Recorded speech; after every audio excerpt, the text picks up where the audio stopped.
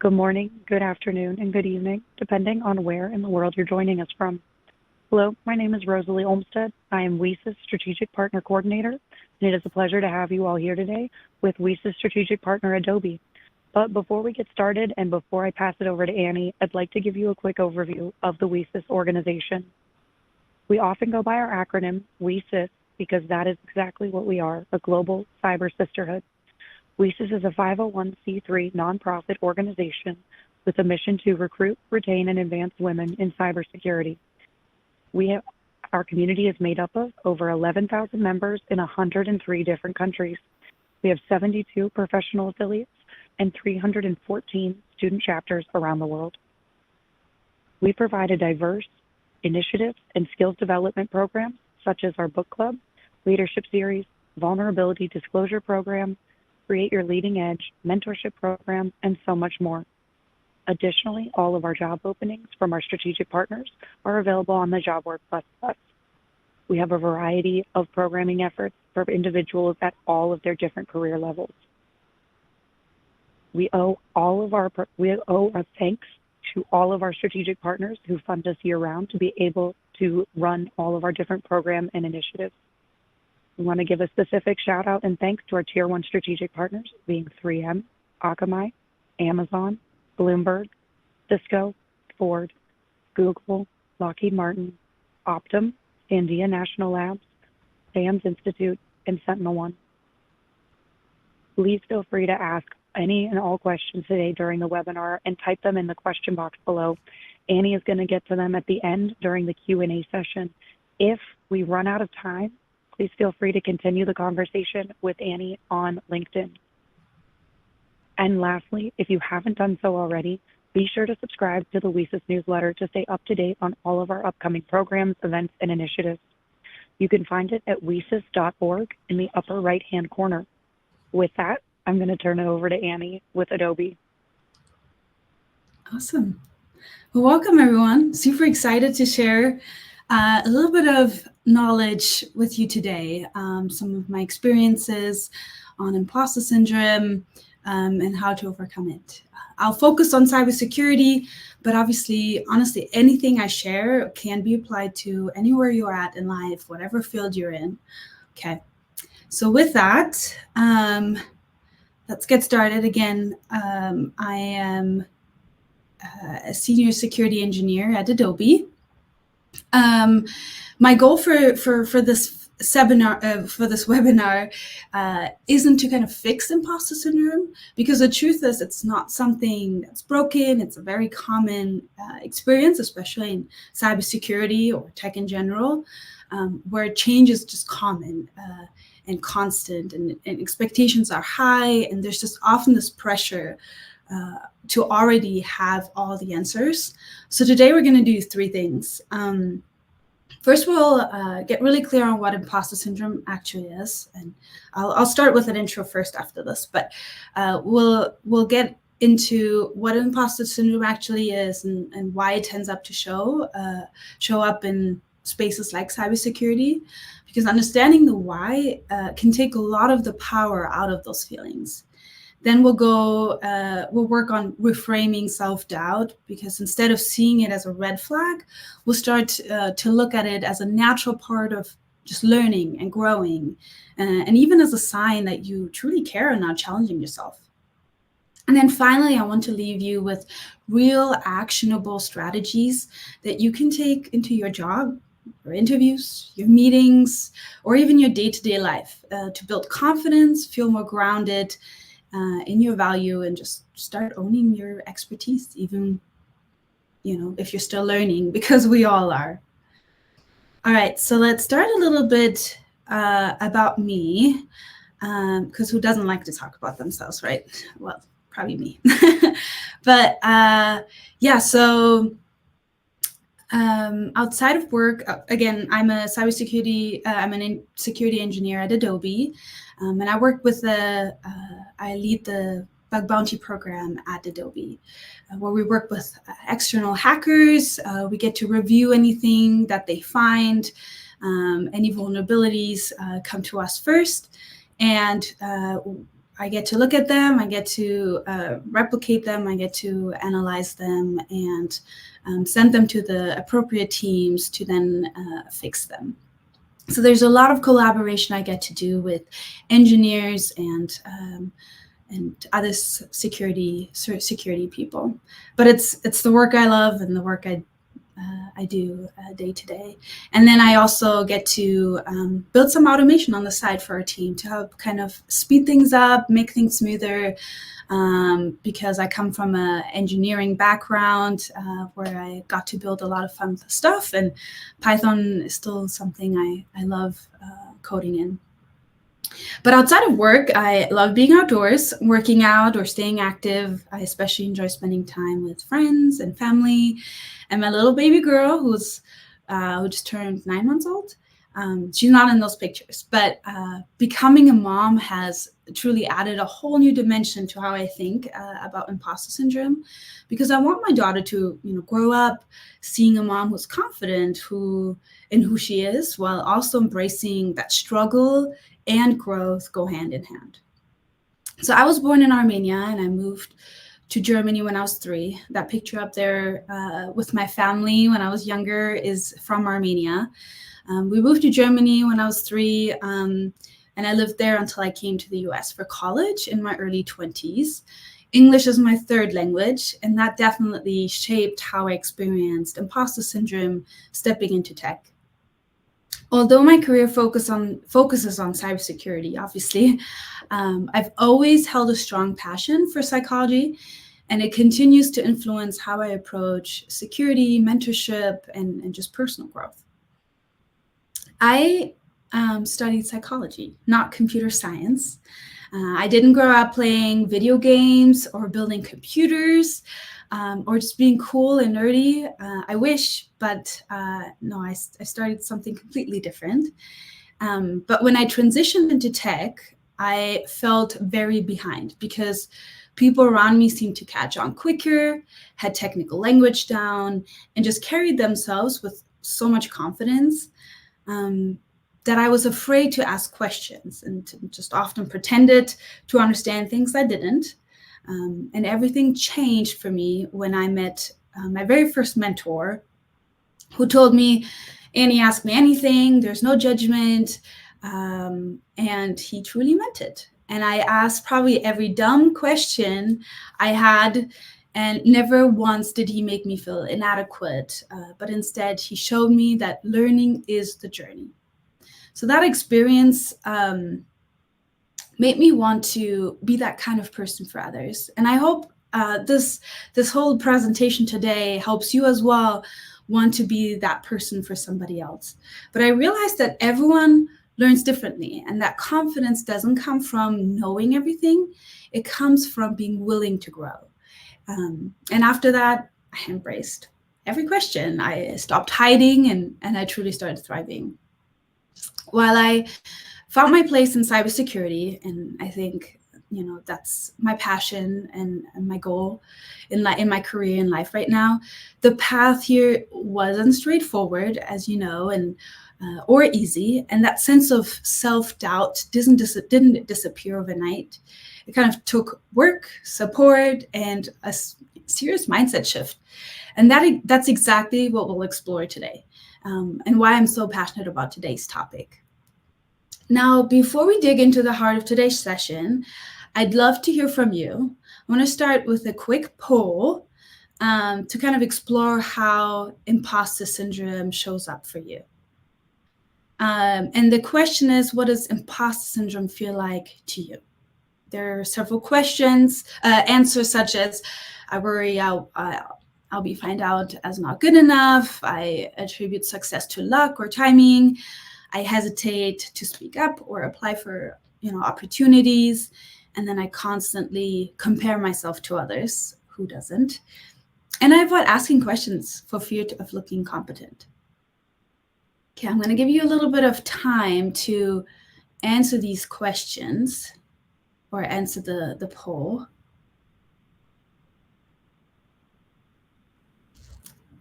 And the cool thing is I can see what you guys answer or where you're at. So I want to take that time, or the answers kind of to shift my presentation today a little bit. So if I do, bear with me. But these answers are going to give me a good idea where you guys are at and where your focus is or what imposter syndrome truly is to you. So I see right now, I'll worry I'll be found out as not good enough is one of the bigger ones. And then next up is I constantly compare myself to others. I think we all do. And honestly, if, you'd select every single one of them, that's totally natural because we all feel probably any of these or all of these at some point in our lives. But yeah, I'll worry I'll be found out as not good enough, which is perfect because that's what we'll talk about today. Okay, so that poll will run for a little bit. So if you'd still like to take the time and answer, feel free. Otherwise, yeah, we're good. And then I avoid asking questions. Actually, is one of the lower ones, which is awesome because I'm so proud of you guys for being willing to still ask questions, even if sometimes, you don't have the answers to all of it. Okay, let's move on, okay? And keep those in mind, those answers that you just gave to the poll, keep those in mind as we speak. And maybe you can find some peaceful nuggets in this webinar that you can use for that. So let's start by getting really clear on what we mean when we say imposter syndrome. At its core, imposter syndrome is the internal belief that you're a fraud, that you don't deserve your success or your place in your field, even when there's plenty of evidence that you do. And now here's the important part. Imposter syndrome is not the same thing as lack of confidence or just feeling a little unsure, because self-doubt is normal. It can be healthy or even helpful. But confidence naturally ebbs and flows depending on the situation or context. But imposter syndrome, it goes much deeper. It's not just, I'm not sure I can do this, but it's, I don't belong here, or I fooled everyone into thinking that I'm competent when I'm not. And that's what makes it so sneaky. I can follow really accomplished people because it's not, and it can follow really accomplished people because it's just not based on reality. It's based on the fear of being exposed despite evidence of success. So that can be very tricky. Okay, let me pull up the questions so I can see if there's anything I need to answer throughout. But okay, so why is it called imposter syndrome? The term was kind of first coined in the 1970s by psychologists studying high-achieving women who felt like frauds despite their success. Their research found that 70% of people will experience imposter syndrome at some point in their lives. 70%. So that's a huge number, or a big percentage. So if you felt it, you're not alone. Far from it. And honestly, the term syndrome might be a little bit misleading, and I don't like it. It sounds like something's wrong with you, but what if instead of calling it a syndrome, we called it, a growth signal or a confidence gap or simply a normal human reaction to doing brave things? And it's especially common in high achievers, women, people of color, career switchers, first generation professionals, or even people breaking into tech or cyber, or who don't see others like them in that field. And tech or cyber can be replaced with anything you're in today. But it also doesn't disappear when you get more experienced. You might feel it even more as you grow because you're constantly stretching into new roles and responsibilities. And that means uncertainty is going to come along for the right. And if you're not growing, there's another issue, right? So we want to grow. And with that growth, obviously, uncertainty is just unavoidable. There are certain things we tell ourselves because we don't always say, I have imposter syndrome. But we do say things like these. I'm not ready, or I'm not technical enough for this, or I probably should speak up, but I'm wrong anyway, or I can't believe they actually hired me. I'm behind everyone else. I should know this already, or everyone is so much smarter than me, or I suck at everything I do. And to be transparent, I've probably said some of these things, more times than I'd like to admit. But all of these are ways imposter syndrome shows up in our internal dialogue, it quietly and often without us even noticing. But the best part is once we recognize it, we can begin to shift how we respond to it. So I want you to look at these and say, yep, I've said this before. I've said definitely I suck at everything I do. And once you recognize that you have said that, then we can start responding to it and shift it. And I hope that we can do that today in our webinar. All right, let's start rethinking the term imposter syndrome, because what if I told you that that's the way your brain is trying to protect you? That it shows up in situations where you care deeply, or you're doing something new, or you're growing and you're surrounded by people who seem more experienced than you. And I can guarantee in your life, whatever profession you're in, whatever room you enter, there will be somebody who's more experienced than you. And so imposter syndrome definitely happens. But if you tell yourself, well, that's just what it is, I'm growing, or I am surrounded by people who have more experience than me, then that's a whole new way of reframing it. And it's not a diagnosis. It's not a personal failure. And it's definitely not a reason to stop progressing. I hope you never stop progressing because of imposter syndrome. I hope you take it and use it as motivator to progress. And in fact, it often means you're exactly where you're supposed to be, just at the edge of your comfort zone where real growth happens. So there are 5 types of imposter syndrome, and Dr. Valerie Young, who has, spent years of studying this, she has a PhD in education. She identified these 5 common types. And there are different ways imposter syndrome can manifest in us. Now, I don't blame you if you say I identify with each one of these or all of them, but I'm 100% sure that every one of us can identify to at least one of them. So the first one is the perfectionist. You set sky-high standards and you feel like anything less than perfect is failure. You fixate on what went wrong rather than what went well. Then we have the superwoman or the superman. You push yourself to work harder than everyone else just to prove you're capable. And if you're not always doing, you question your value. Then we have the super genius or the natural genius. You think success should be effortless. If something takes time or you struggle to learn it, then you just assume you're not smart. And then the soloist is who believes asking for help means you're weak or unqualified. So you think you have to do everything alone to prove your worth. And then lastly, the expert. That's somebody you feel like you never know enough. No matter how much you learn or achieve, you're constantly chasing that next course or credential to finally feel ready. And that was me when I was trying to, I was a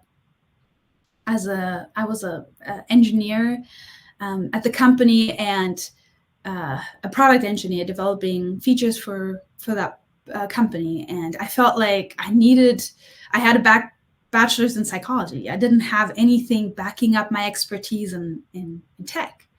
And so my immediate thought was, well, I have to get a master's to prove that actually I know what I'm talking about and that I belong in this field.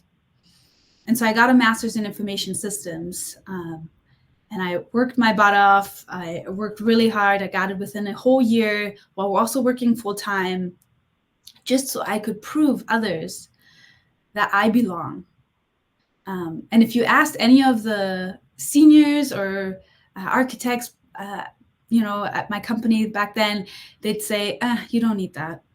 You can learn anything you need during, online or while trying things out. So why would you need to get a whole master's? But that was the expert in me speaking, where I felt like it wasn't enough.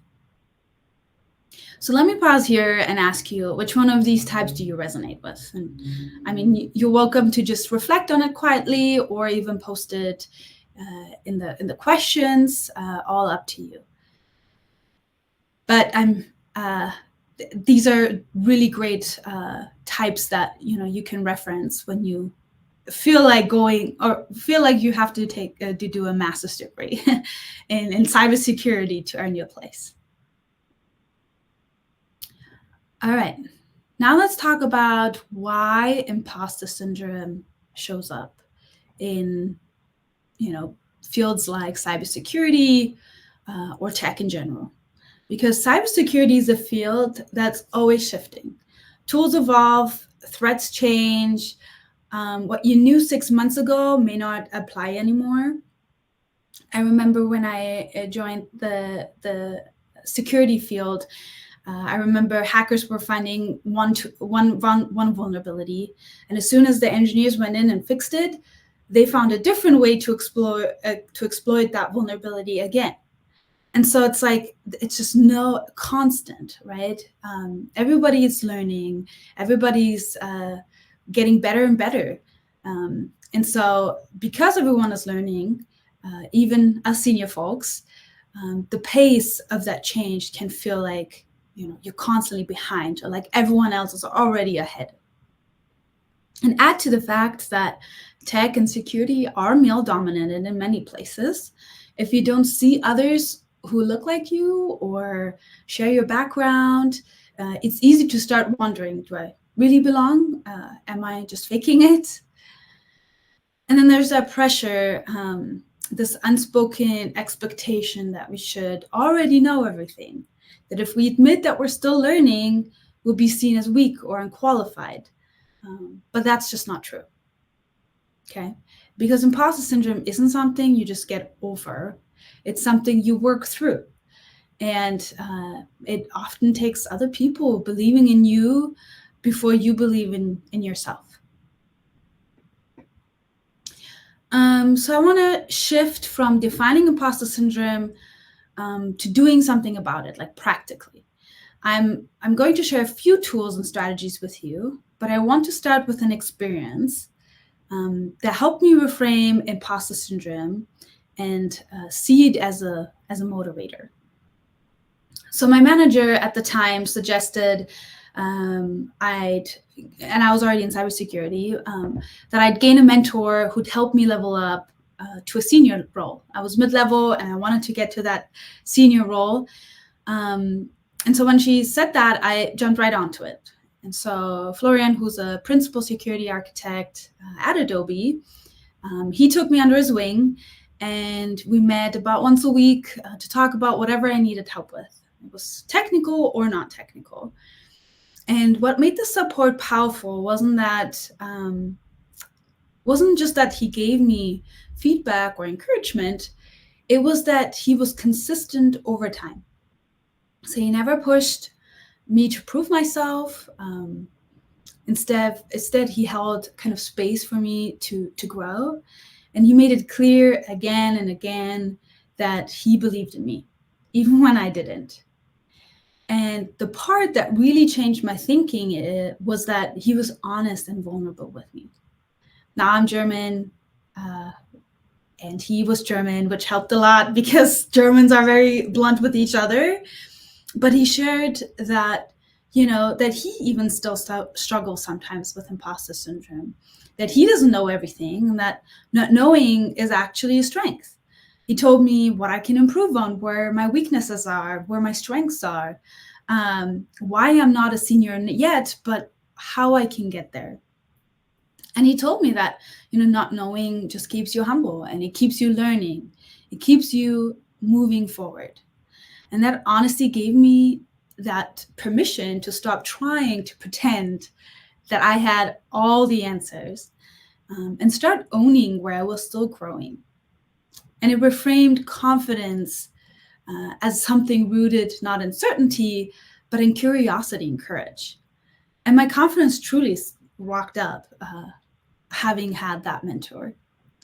And that's the kind of shift that research also supports. And that's what I want to walk through next.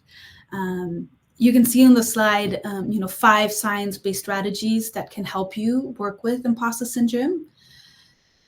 The first one says shift the mindset. Now, this one comes from Carol Dweck. She wrote a book on the growth mindset. If you haven't read that book, it's a really great book. I've probably read multiple times, and I don't reread books, but that one is a good one. And when you catch yourself thinking, I don't know this, try adding one word, which is yet. I don't know this yet. And it's just such a beautiful small shift, but it rewires how we see our own growth. And instead of seeing, not knowing as a weakness, we start to see it as an opportunity. And then one thing that helped me lock this in was seeing mentors or leaders model it.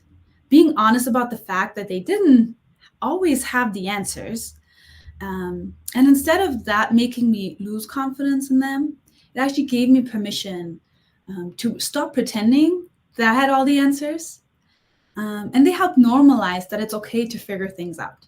That kind of vulnerability from someone you look up to is truly powerful. So if you're somebody that somebody looks up to, be vulnerable. Share with them that you're struggling too, because chances are they need to hear that. And track your own wins. Build a confidence file. Some people call it a brag doc. I call it survival.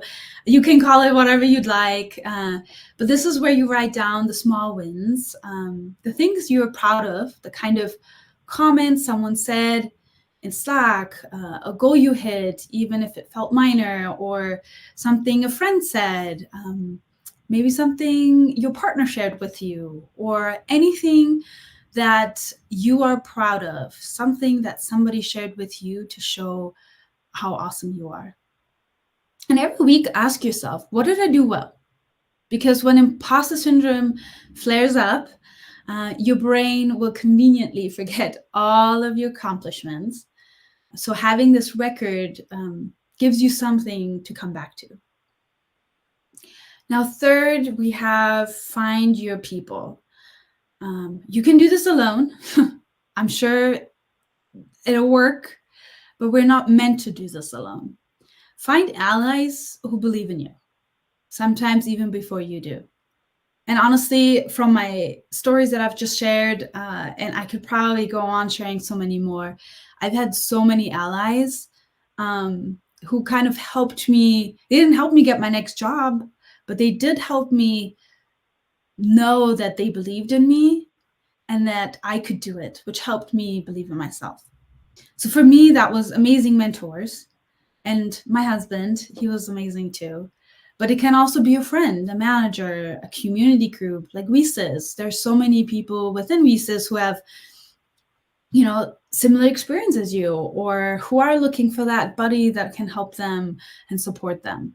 Or if you're higher up, there's so many people that you can influence and help out. So when you're surrounded by people who see your potential, it gets harder for imposter syndrome to win, because belonging isn't just a feeling, it's a buffer. And when you feel like you belong, that inner critic just quiets down.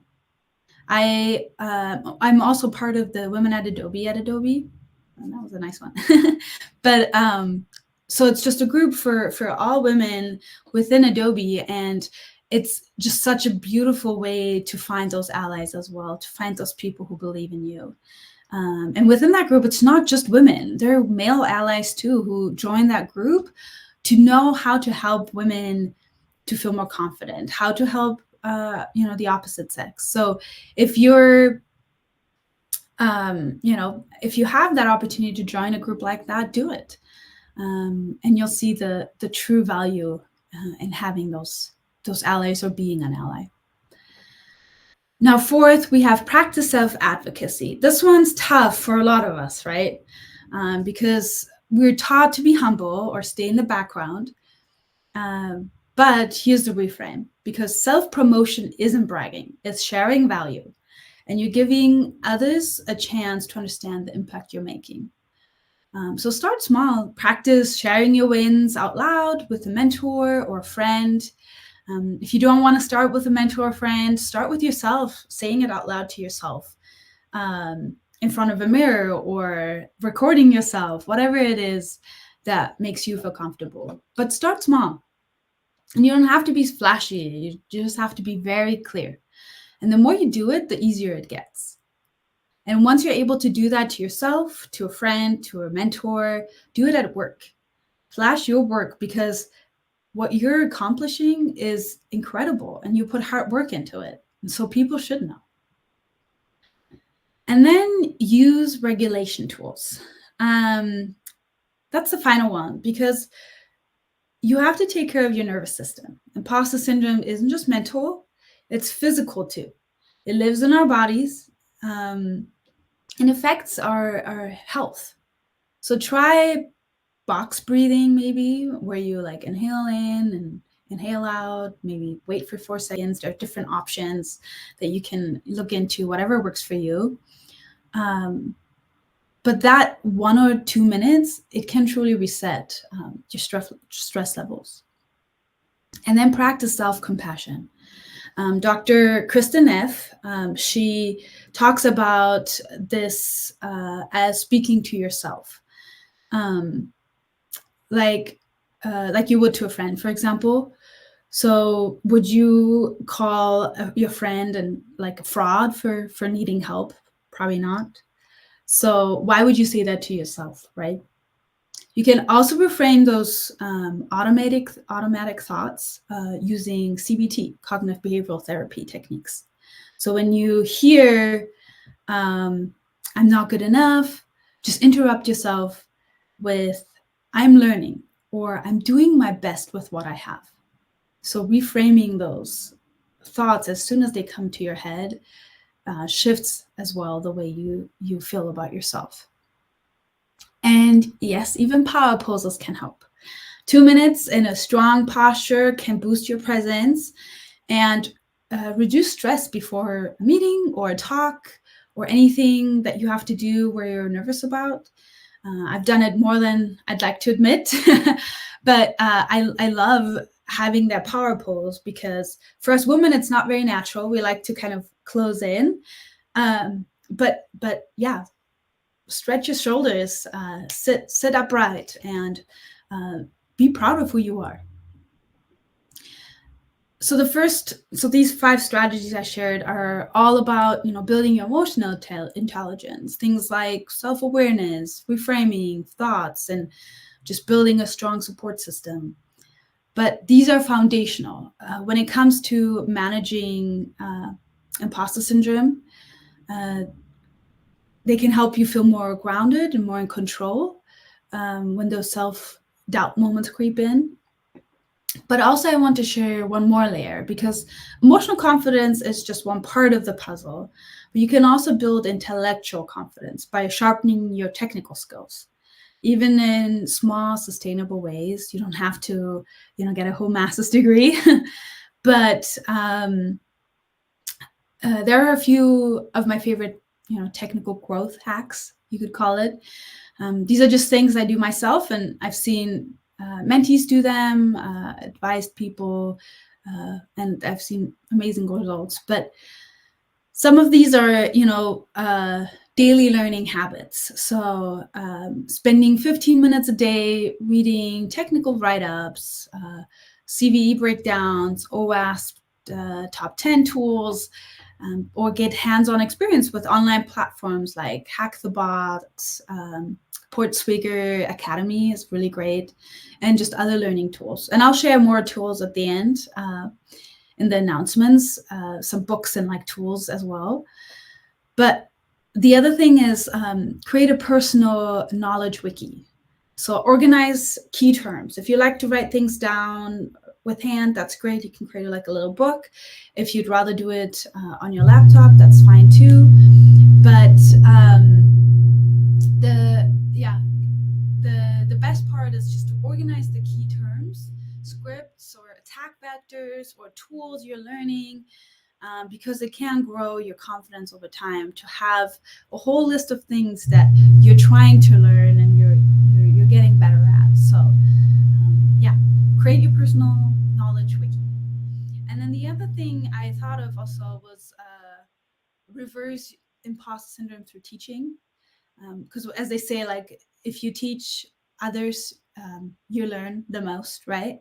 So give a lunch and learn on a topic you just learned. Or if you don't feel like comfortable giving a whole presentation, because that's very scary sometimes, or even a whole lunch and learn, you can just teach a friend about what you learned, or your partner or a family member. And then teaching is one of the fastest ways to internalize what you do know, that you do know something.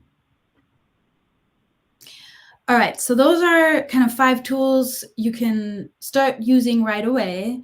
And the great thing is you don't need to use them all at once. Just one small shift can begin to change how you see yourself and how you move through your work and life. So I want to take a moment just to reflect one more time before I wrap up.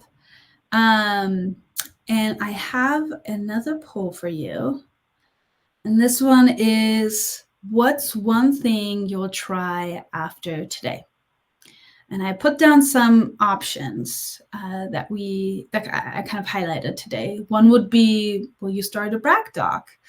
Or will you reframe your mindset shift to a growth mindset? Or reach out to a mentor, find a mentor, or even share a win out loud, or write it down, or find one regulation tool and test it out this week. Okay, so there are some options. This is kind of like to help you feel, more accountable. Now let's see if I can. Okay, here's the other one. Okay, looks like starting a brag doc is a good option. Love it. Reframing your mindset. Yeah, I think we all can do better at that every day, right? Okay. Awesome.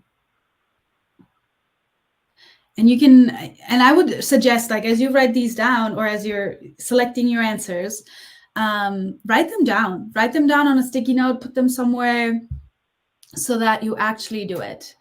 Tell it to a friend to keep you accountable. And that will help you as well to actually follow through with what you tell yourself you'll do. I remember one thing I did was when I was, I had just started in tech, and I had a number in mind of what I wanted to make. And it was a pretty high number, but I told myself I will get there one day. So I had that little sticky note on my laptop, or not on my laptop, but on my desktop and my monitor. And I'd look at it every now and then. And when I achieved that goal, I was so proud of myself because I looked at that sticky note so many times. But having that accountability, something I can look at every day, pushed me every day to get to that point. So it made me even more proud. And so I celebrated that win. I shared that win, obviously, with my spouse. But things like that, write it down and then stick it somewhere or share with a partner and actually follow through with it.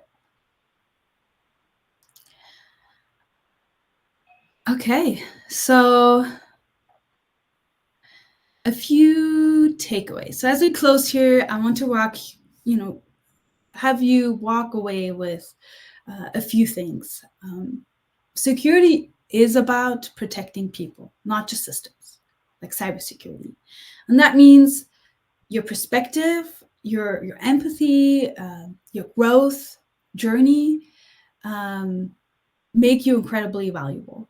Your experience, especially if it's non-traditional, gives you a lens others don't have. And that's your edge, okay?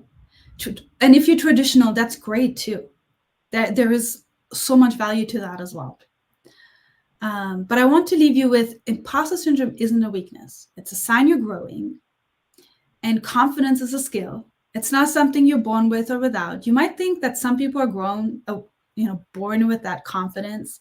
I always thought that about my brother because he was so confident in everything he did. But I think it was something he built over time. And I want you to know you're not alone. Honestly, so many of us feel this way, 70%, even the people you admire the most.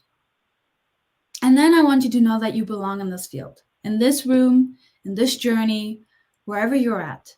You keep learning, you own your wins, and as you grow, lift others along the way. Be that mentor to somebody else.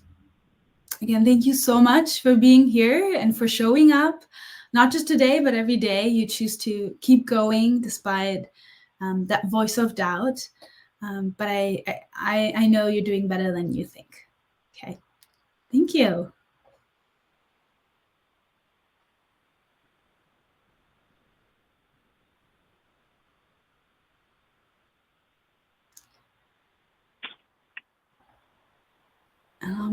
Looking through the questions right now too. Awesome. And yeah, take a peek through the questions, Annie, because also what's great is you've been getting some feedback within there as well. So I want you to see that because this has been just absolutely incredible. I wanted to take a second and also add in that I also had a number when I did a huge career shift and, my life changed majorly. Like I started in aviation with a technical background and then I stepped into more operational side and I had a number, I had goals for myself and I put it on a sticky note and I had it all over. And when I got to that point, it was a big win and I shared it with, some close people in my circle. So I do think it helps, and it was something to not lose sight on my journey. But wanted to add that. But there are a lot of questions, so let's get into them. We have an individual who just graduated with a double major in IT and cybersecurity, and they're looking for an entry-level job. And they're feeling very imposter syndrome, even with those degrees, and they're coming from a dentistry background. Do you have any advice? Yes. That's awesome. Getting a degree, being willing to put yourself out there is huge. I would say pick cybersecurity so big, right? So pick a field, pick a niche that you'd like to go into and focus on that.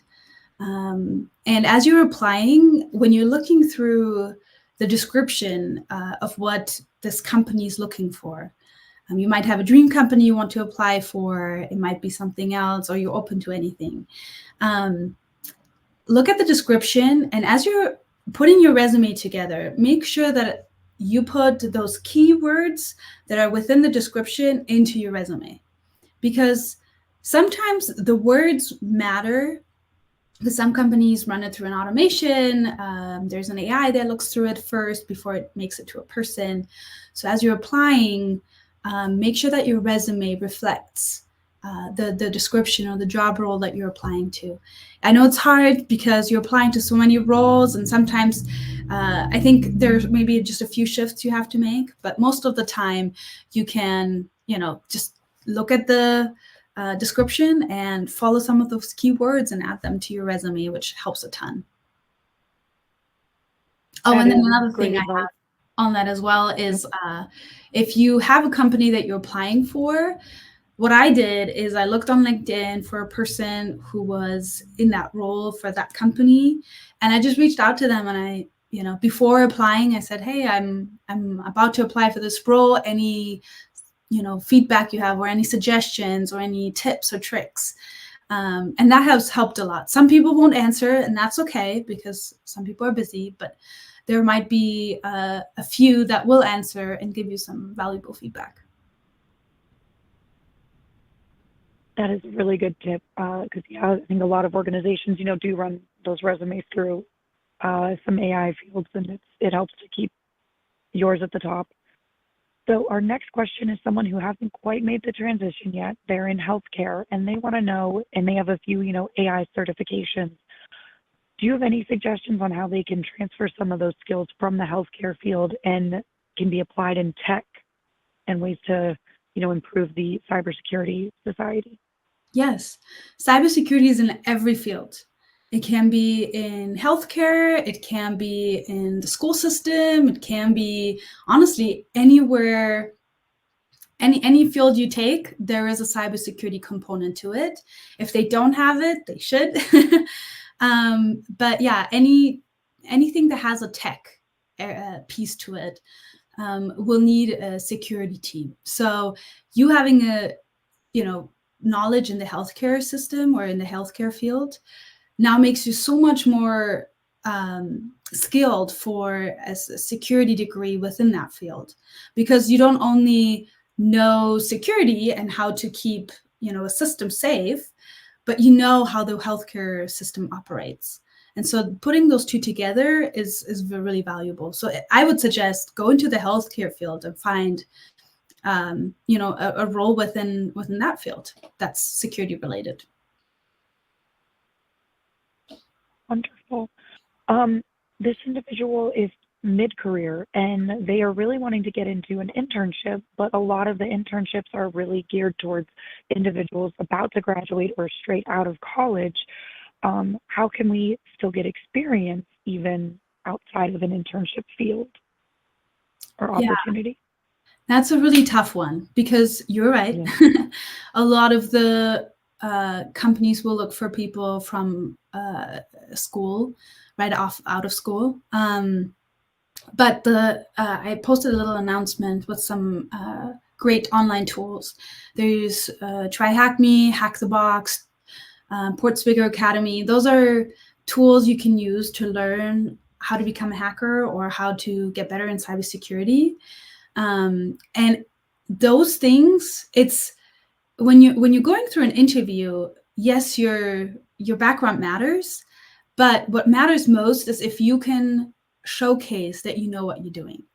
And so if you have those skills because you've been doing so many different things, and there are bug bounty programs out there. So once you're going through these, portals like Hack the Box, and it teaches you how to do the hacking, you could do ethical hacking by trying out, a bug bounty program at any company. And so that's one way to get your foot in there and learn. And now that's something, once you've done it, to put on your resume, because you can say, hey, I've done this bug bounty program, I've done this, and I've found this vulnerability.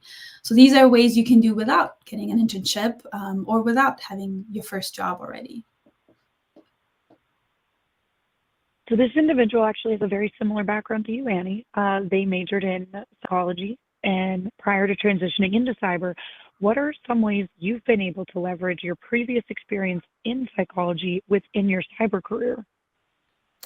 A lot. I don't know if you've noticed, but a lot of people in tech are socially quiet. They like to stay to themselves. They like to do their work and kind of move on. Security is slightly different because you have to interact with other groups. But what's been best is having the ability to talk to people, knowing how to share certain things. We've had a team where my entire team did not enjoy speaking to each other. And using some of the skills I had learned within psychology, I got them all to open up. We all became friends. All of a sudden, that team became so powerful that we were able to find, we were able to work together and lift each other up as we're building features. And there was no, oh, I'm the senior, so I'm going to take all the features away from you. But it was, I'm the senior, let me teach you junior person how to do this. So there's a lot you can apply from psychology into any role, honestly, because it's about people skills, right? How you talk to somebody, how to regulate yourself when you feel imposter syndrome, when you feel self-doubt, when you feel a lack of confidence. So those things, if you can take those psychology skills and kind of help you, lift yourself up, but also lift others up, that's a huge win, and that makes you super invaluable. That is very applicable. I think that's from like the previous organizations and industries I've been in. I think those were some of the skills I brought in to working with more technical folks, is just being able that level of communication. Mhm. So I think it's, and I didn't see it as an asset right away. I definitely saw it as like a downside. So, but it has been a huge asset working in this industry. We have a team member, or we have an individual that graduated with their master's in cyber, and they went to back to school in their 50s. Oh. And to get, yeah, which is a huge kudos to you. I hope you feel very proud of yourself. That's a feat. But after 28 years as a senior software engineer, and they are wondering, because they don't have that IT, cyber experience, they're thinking this might have been a mistake transitioning into this industry. Any guidance or suggestions on how someone, older, coming from a different background with the degree, can break into the field? That's a good one. I Yeah. would say, if to the question of, I don't know if I did made the right choice. Somebody told me that actually my husband told me this. He said, uh, if in a month you still feel like a burning sensation, like you need to do this, then probably yes, you are where you're supposed to be, or you should try this, what you had planned. So if it's something that you've been thinking about, and a year ago and today you're still thinking about it, then yes, you are on the right track. You are where you're supposed to be. Now, being more senior and breaking then into the cybersecurity field, that can feel very, scary, and probably like you don't have all the experience that you should have. But then again, cybersecurity is an awesome field to break into, because there are tools that don't require a master's program. They don't require a bachelor's program. They don't require you, having a job at a company. All it takes is you having the desire to try. And so those are bug bounty programs. And you can start off, like I was saying, with Try Hack Me, Hack the Box, Portswigger Academy. Those are portals that take you through what is a vulnerability, what's a cross-site scripting vulnerability, how do you detect it, how you perform one. And so it takes you through these different ways of understanding it, from a simple cross-site scripting vulnerability to something that is major. And so as you're learning those things, you can start then, trying out a bug bounty program. HackerOne has a lot of them to offer, and you can just pick your favorite company or just pick any, and try it. See how far you get. And that might be a great way for you to also see if that's a field you are passionate about, and if that's what you want to go into. If you, after a little bit, say, actually, this is not for me, this is so boring, then maybe there's something else you're supposed to do. But if it's something that you keep continuing and you're like, I need to figure this out, I want to find something, then yes, then you belong. This next one is, I wanted to give you the kudos. The individual said you come across as a very empathetic, warm, and empowering towards women. Do you ever miss being a therapist? So a little bit out of cyber, but I think wanted to give you the chance to answer. That's a good question. I do sometimes, but what's funny is that I feel like you can be a therapist to yourself. You can be a therapist to your friends, and to your family members. Now I have a baby girl, and I'll probably have to be her therapist too. I don't think you need to be licensed to be a therapist, obviously. If you're doing it as a profession, you do. But so yeah, I still get the chance to kind of practice these things here and there with myself first, and then with other people. Being a good friend, being a good neighbor, and and I love self-help books. That's probably my biggest passion. If somebody asks me, do you read like The Hunger Games or Harry Potter? Probably will at some point, but if you ask me if I read a certain self-help book, probably. I love them. I think there's so much value to gain from them. And I actually apply those things that I learn. Oh, I am with you on the self-help books. I have my go-to one that I'm always like, oh, have you read this book? It's my absolute favorite.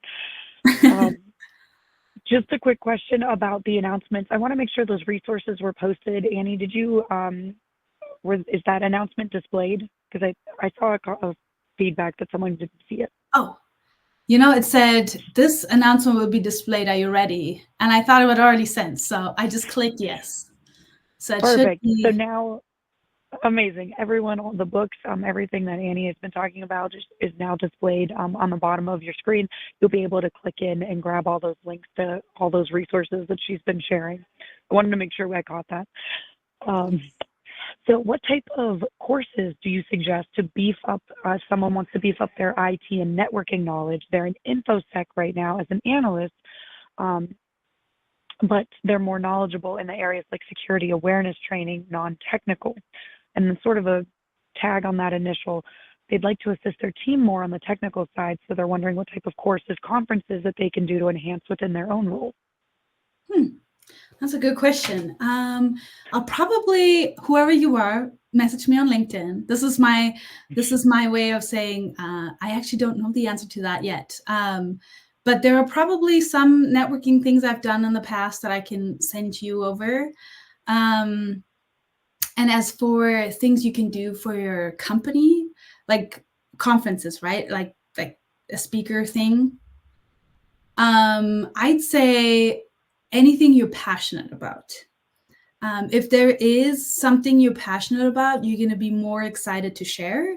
And when you're sharing, you're going to reach more people through that. So if there is something you're passionate about, it could be technical or non-technical, that's a great way. If you want to figure out what everybody's interested in first before you do something and put all the work into, do a survey. Ask around if they're pick a few topics that you might be good at or you're interested in learning, and then share those and let them pick, or have them be open-ended, whatever works for you. But that's one way to figure out what the people that your audience is interested in, and then you can prepare all for that. So we are reaching the end, and we're going to do one more question, but sadly, we are not going to be able to get to all of them. And I want to just add in now, if we have not been able to address your question and you'd still like to connect with Annie, please feel free to connect with her on LinkedIn to continue the conversation, because sadly, we are reaching time. But I am going to do one last question. And do you have any advice on finding a mentor? I've met several awesome folks who work in security, but have not been able to vibe with them enough to be comfortable enough to ask them to, speak into and help with that growth. So any advice you have? Yes. If there is somebody you look up to, that I would say that's the first person you should reach out to. It could be even somebody who's not in your field. So if there is something more leadership that you're looking for, anybody would be great.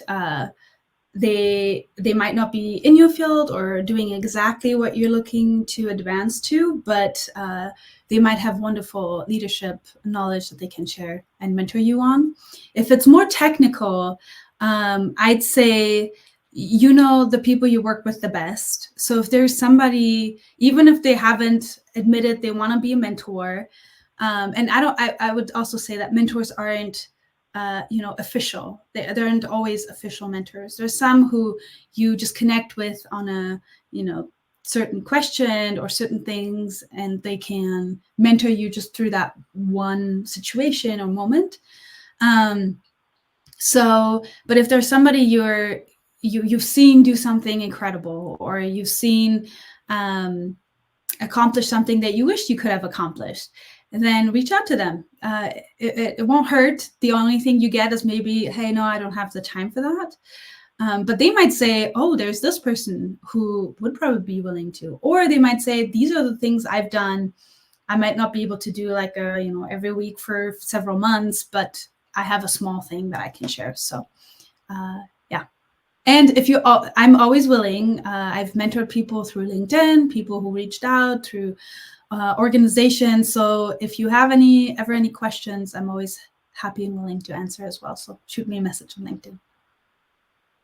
That's amazing. I also, my mentor, I'm very lucky, was somebody I worked with at a previous organization, and she just saw potential in me and, helped. So I also encourage you, no matter where you're at in your career, you can always, my favorite thing is, you make it to the top and you take the elevator back down to help others come with you. So even if you're at a different stage, mid, early, you can always help the person right at the stage behind you. But Annie, thank you so much for today. Thank you for sharing and discussing imposter syndrome. I think I can speak for all of us where we have experienced this at different stages, because that 70% was really interesting to see that statistic. And that's all of us in the planet. But thank you for your time. Thank you for talking on such an important subject. And thank you everyone for joining us. I hope you have a great rest of your morning, day, evening, depending where you're joining us from. Thank you.